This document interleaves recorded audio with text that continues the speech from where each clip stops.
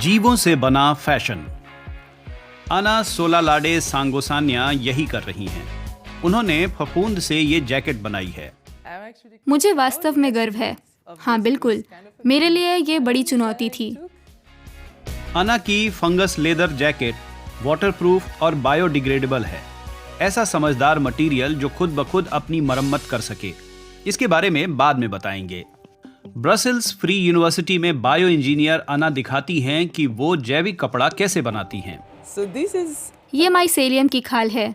ये असल में सिर्फ एक मशरूम है। तैयार हो चुका है। मैं उसे एक पनीली सतह पर खींच लाई और अब मैं उसे निकाल रही हूँ कि बाद में उससे कोई चीज बनाई जा सके। शुरुआत इस पेट्री डिश से हुई। लैब में आना ने आमतौर पर जंगल में उगने वाले माइसेलियम फंगस की भूमिगत जड़ प्रणाली को दोबारा उगाया। बढ़ते हुए नन्हे रेशे सिर्फ 3 सप्ताह में एक दूसरे को आपस में इस तरह गूंथ लेते हैं कि आर्टिफिशियल लेदर स्किन बन जाती है। मुझे वास्तव में ये व्यवहारिक हिस्से काफी पसंद हैं।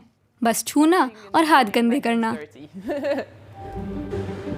आना खाल को उसकी चिपचिपी परत से अलग करती हैं, जैसे असली चमड़े को उसकी चर्बी से अलग किया जाता है।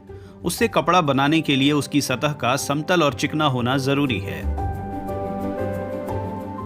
मैं ग्लाइसरॉल नाम के एक प्राकृतिक उत्पाद से इस खाल को ट्रीट कर रही हूँ, जिससे वो लचीली रहेगी। पत्ते की तरह अगर वो गिरकर खत्म हो जाए तो वो भुरभुरी और काफी सूखी हुई होती है। खाल का भी यही होगा अगर मैं ये चीज उसमें ना डालूं। मैं उसे लचीला और तरोताजा रखना चाहती हूँ, मानो वो जिंदा हो। जिंदा रखने वाली बात अहम है। आना का ध्यान और आगे है।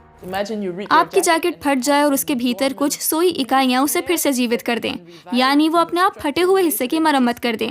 ये हमारा एक लक्ष्य होगा जिस पर रिसर्च चल रही है। जीवित फफूंद से कपड़ा बनाने के विचार ने आना को अंतर्राष्ट्रीय पहचान दिलाई। उनकी फंगस जैकेट को 2025 में ज्यादा बड़ी ऑडियंस के बीच मिलान के डिजाइन वीक में दिखाया गया। एलिजे एल्साकर आना के प्रोजेक्ट की देखरेख कर रही हैं। मुझे आना पर बड़ा गर्व है क्योंकि डिजाइन जैसे बिल्कुल ही अलग से फील्ड में किसी वैज्ञानिक का काम करना वाकई दुर्लभ है और वो बड़ी कामयाबी से ये करते हुए इस जानी मानी डिजाइन प्रदर्शनी में आ पाई। फ्रांसीसी नाइजीरियाई मूल की युवा डिजाइनर आना को ये अथाह प्रेरणा कहां से मिली।